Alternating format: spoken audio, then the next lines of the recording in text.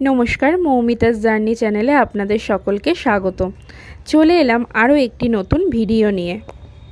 আজকের রেসিপি হলো আমুদি মাছের ফিশ ফ্রাই। মাছটাকে আমি প্রথমেই খুব ভালো করে কেটে নিয়েছি, মাথা আর লেজাটাকে বাদ দিয়ে নুন হলুদ দিয়ে কিছুক্ষণ রেখে দিয়ে খুব ভালো করে ধুয়ে নিয়েছি। আবারও আমি এরপরে পরিষ্কার করে ধোয়ার পরে লবণ আর হলুদ মিশিয়ে নিলাম। এরপরে খুব ভালো করে মাখিয়ে নেব। এর মধ্যে আমি দিয়ে দিলাম আদা রসুন বাটা আর লঙ্কা বাটা। তারপরে আমি মাছগুলোর সঙ্গে খুব ভালো করে মাখিয়ে রেখে দেব। আমুদি মাছের যেহেতু নিজস্ব একটা গন্ধ আছে, সেই জন্য প্রথমেই আমি 10-15 মিনিট লবণ আর হলুদ মাখিয়ে ভালোভাবে ধুয়ে নিয়েছিলাম। তারপরে আবারও আমি লবণ হলুদ আদা রসুন আর লঙ্কা বাটা দিয়ে এইভাবে মেখে রাখলাম, যাতে আমুদি মাছের নিজস্ব গন্ধটা কেটে যায়। তারপরে আমি দিয়ে দিলাম এর মধ্যে 1 চামচ মতন লেবুর রস। লেবুর রসটা দিয়ে দিলে আমুদি মাছের নিজস্ব গন্ধ আর একেবারেই থাকবে না। তার ফলে যখন আমরা মাছগুলোকে ভাজবো খেতে খুবই ভালো লাগবে।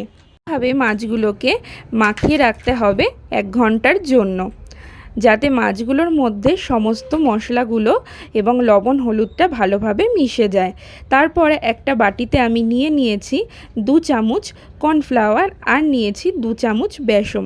খুব ভালো করে মিশিয়ে নিতে হবে। এরপর এর মধ্যে দিয়ে দিয়েছি আমি পরিমাণ মতন লবণ আর পরিমাণ মতন হলুদ।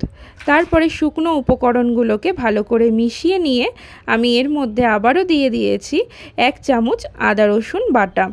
তার মধ্যে লঙ্কা বাটাও আছে। তারপরে অল্প অল্প করে জল দিয়ে আমি ব্যাটারটা খুব ভালো করে নেব। খুব ভালো করে ফেটিয়ে নিতে হবে। যত ভালো ফেটানো হবে তত ভালো মুচমুচে হবে খেতে। এরপর আমি বাইন্ডিংয়ের জন্য আরও একটু মিশিয়ে দেব 1 চামচ ময়দা। ময়দাটা দিলে মাছের গায়ে ভালোভাবে এই ব্যাটারটি লেগে থাকবে, সেই জন্য আমি 1 চামচ ব্যবহার করেছি। তারপরে আমি আবারও খুব ভালো করে এটাকে মিশিয়ে নেব। এর মধ্যে দিয়ে দেব 1/2 চামচ বেকিং পাউডার আর তারও কম পরিমাণে বেকিং সোডা। আপনারা চাইলে এটাকে নাও দিতে পারেন, তবে এটা দিলে বেশ একটু খেতে মুচমুচে হবে। খুব ভালো করে ফেটানো হয়ে গেলে আমি মাছগুলোকে এর মধ্যে ডুবিয়ে ছাকা তেলে ভেজে নেব। ভালো করে আমি তেলটাকে গরম করে নিয়েছি। তারপরে একটা একটা করে মাছ এরকম ব্যাটারে ডুবিয়ে আমি তেলের মধ্যে ছেড়ে দেব। তবে যখন ছাড়বো তখন তেলটাকে আমি একদম লো ফ্লেমে রাখবো, যাতে এই মাছগুলো একবারে দেওয়ার সাথে সাথেই পুড়ে না যায়। হালকা আছে এই মাছগুলোকে ভালোভাবে ভেজে নিতে হবে। যে কোনো এই ধরনের ফিশ ফ্রাই বা কাটলেট, যে কোনো এই ধরনের মুচমুচে রান্নার ক্ষেত্রে একবার ব্যাটারে ডুবিয়ে ভালো করে ভেজে নিয়ে আবারও ঠান্ডা হওয়ার জন্য রেখে দিতে হবে, এবং তারপরে আরও একবার ব্যাটারে ডুবিয়ে সেকেন্ডবার ভেজে নিলে জিনিসটা আরও মুচমুচে খেতে লাগে। আমিও সেই রকম মাছগুলোকে একবার ব্যাটারে ডুবিয়ে হালকাভাবে ভেজে তুলে রাখবো। তারপরে যখন আমি এগুলো ঠান্ডা হয়ে যাবে আবারও আমি আরেকবার ব্যাটারে ডুবিয়ে ভেজে নেব, তাতে এগুলো খেতে আরও বেশি মচমচে লাগবে। তবে আপনাদের হাতে সময় কম থাকলে একবার ভেজে নিতে পারেন কড়া করে, সেক্ষেত্রেও এটা খেতে ভালো লাগবে। একবার মাছগুলোকে এই রকমভাবে ভেজে তুলে রাখা হয়ে গেছে।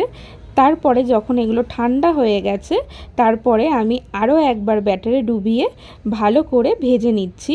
এই সময় গ্যাসের ফ্লেমটা মিডিয়ামে রাখলেই হবে, কারণ মাছগুলো ভেতর থেকে রান্না হয়ে গেছে। এটা জাস্ট আরও একবার মুচমুচে করার জন্য আমি করেছি। ভালো লাগলে ভিডিওটি শেয়ার করে দেবেন এবং লাইক করে দেবেন। ধন্যবাদ পুরো ভিডিওটি দেখার জন্য।